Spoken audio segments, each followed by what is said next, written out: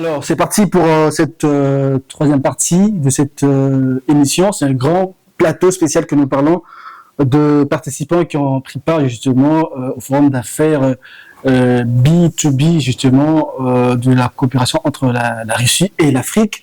Alors, avec ce monsieur, nous allons parler avec lui, il va nous parler de ses produits et il va aussi, bien évidemment, nous parler de son expérience professionnelle parce que c'est pas mal de années qui est en train de faire ce travail. Je crois qu'avec les temps, nous allons découvrir sans plus tarder. Bonjour monsieur, comment vous allez? Bonjour Michel, je me porte très bien, merci.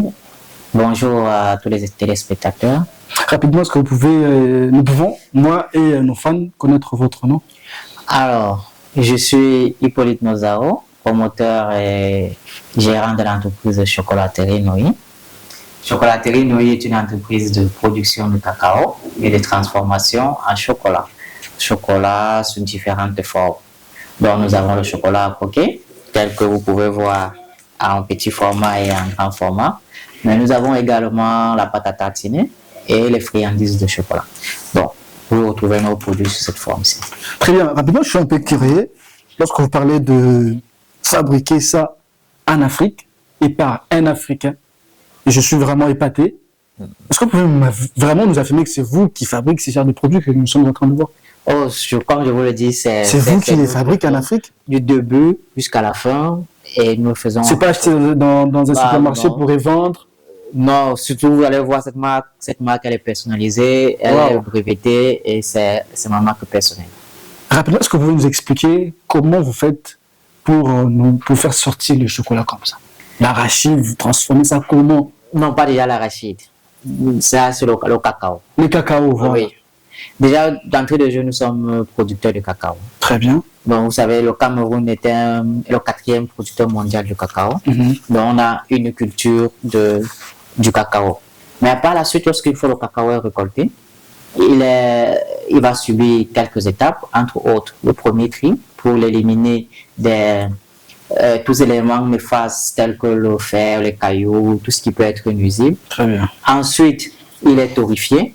Torréfié veut dire simplement qu'il est grillé à une certaine température contrôlée et un temps contrôlé. Après la torréfaction, on dépulpe. On dépulpe, on enlève la coque parce que le cacao a une coque et une pulpe au-dessus. On enlève et ensuite on broie.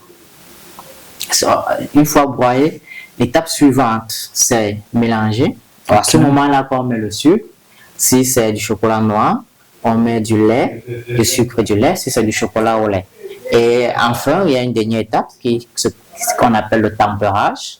Le conchage d'abord. Le conchage qui permet de mélanger. Et ensuite, le tempérage qui va nous permettre de mouler et faire des formes comme vous voyez. Donc, c'est totalement fait par nous. Nous maîtrisons la chaîne du début à la fin. Et vous pouvez être tranquille et rassuré.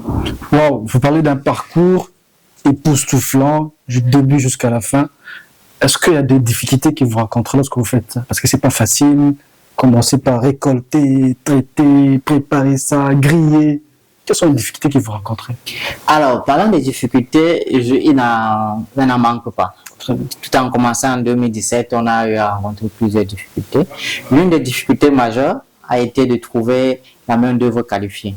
Vous savez que dans la sous-région, il n'y a pas d'école de chocolaterie, donc c'était très difficile de trouver la main-d'œuvre qualifiée. Mais par la suite, une autre difficulté, c'est les machines, les équipements, parce qu'on a dû importer la majorité de nos équipements. Et vous savez, quand on dit importer, il y a les coûts, il y a la douane, tout ça, ça n'a vraiment pas été facile. Et l'autre difficulté, je pense qu'on pourrait mentionner, c'est l'accès au financement. Voici résumé en gros les difficultés qu'on rencontre de temps en temps. Bon, et auxquelles aussi on fait l'effort de pallier à cela à chaque fois.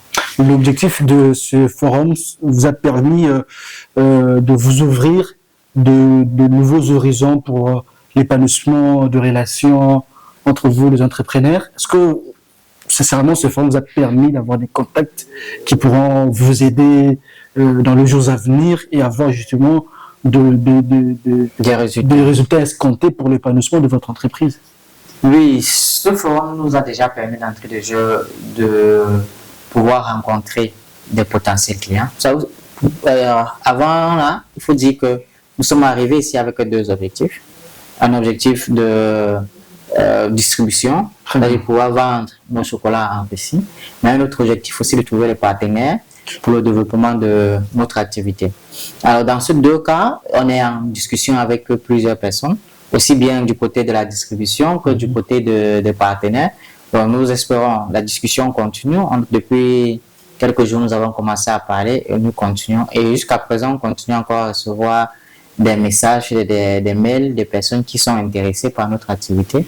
Donc, il y a des solutions à venir qui s'annoncent. Comment le produit est accueilli par les Russes?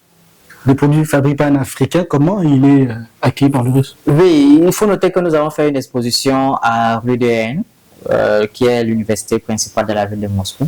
Et durant cette exposition, nos chocolats ont été achetés.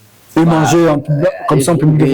Oui, chacun, ils achetaient. Ce qui m'a particulièrement noté, c'est qu'il y a plusieurs personnes qui ont acheté une fois, sont revenues une deuxième fois, une troisième fois. Donc, pour moi, c'est une grosse satisfaction de voir que des personnes peuvent acheter une fois, deux fois, trois fois, en moins d'une heure, 2 heures, un même produit.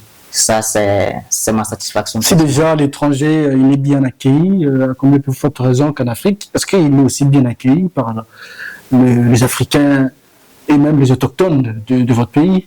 Oui, notre chocolat est particulièrement consommé et très bien consommé au Cameroun, la ville où on est particulièrement implanté, Cameroun, Douala, Yaoundé et Bafoussam. Et on n'a pas de... Les Camerounais sont en train de s'habituer. Il faut aussi noter que le chocolat, c'est un produit qui entre dans l'habitude, qui est en train d'entrer dans les habitudes de consommation africaine.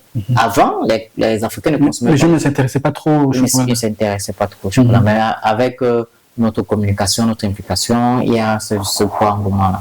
Comment les gens peuvent vous retrouver au Cameroun d'abord? Parce qu'il peut-être y a des gens qui veulent acheter en gros, mais ils veulent vraiment voir du sérieux, c'est-à-dire avoir une adresse complète, voir l'entreprise, aller palper du doigt et même l'entreprise. Comment ils peuvent vous retrouver? Au Cameroun, nous sommes situés à Douala, dans le quartier Koto, juste après l'hôtel Angélina. Et également, vous pouvez nous retrouver, on a un site web www.chocolaterienohi.com, donc chocolaterienohi, Nohi.com. Vous allez nous retrouver sur notre site web et également sur nos différentes pages sociales, Facebook Chocolaterie Nohi, sur Instagram et sur Twitter, même sur YouTube, en tapant Chocolaterie Nohi, vous allez nous retrouver. Et ici, avec un mot-clé, Chocolaterie Nohi ou Choco Nohi, vous nous retrouvez. Et ici, comment les Africains peuvent retrouver vos produits, outre que ceux qui ont acheté lors de l'exposition? Peut-être que quelqu'un d'autre a besoin d'acheter encore. Oui, particulièrement en Russie, nous avons un distributeur qui est en train qui a pris les produits pour le côté de RUDN. Donc, et très bientôt, on va passer ce contact-là pour que vous puissiez découvrir. Donc, bientôt, très bientôt, on aura nos produits ici également dans la ville de Moscou. Très bien. Un petit mot de la fin parce que nous sommes arrivés. Oui. Comme mot de la fin, je vais appeler tous les téléspectateurs. Surtout les Africains qui vivent à Moscou pour manger le chocolat. Oui, les Africains qui vivent à Moscou, c'est de... Moi-même, j'ai déjà mangé ça. Hein? C'est bon, je vous dis. Quand vous mangez ça, vous risquez chaque jour à aller acheter ça. Il faut acheter, c'est vraiment bien. Exactement. Donc, j'invite tous les Africains dans la ville de Moscou de nous encourager à travers déjà le partage de l'information par l'achat de nos produits, dès que les produits seront sur le distributeur et au sérieux au courant. Et également, à travers toutes vos actions de communication, de mise en relation que vous pourriez faire. Toute action de communication, toute action que vous semblerait utile, vous le faites pour nous, ça serait utile. Donc, ensemble, nous disons que nous allons continuer à évoluer dans cette entreprise, ce challenge que nous nous sommes donné. Ce n'est pas seulement le mien, c'est également le vôtre. Et c'est pour nous tous, et c'est ensemble que nous ferons rayonner l'image de la chocolaterie africaine, de la chocolaterie camerounaise et du pays entier. Très bien, en tout cas c'est vraiment important ce que vous avez dit. Moi ce que j'aimerais ajouter tout simplement, entre frères et amis, les choses est clair. Donc c'est mieux de soutenir votre propre frère que d'aller bouffer des chocolats que vous ne savez même pas là on a fabriqué, vous ne savez même pas ce qu'on a mis dedans. Donc consommons Made in Africa, c'est très important. Restez nous branchés, on se retrouve très très bientôt. Merci.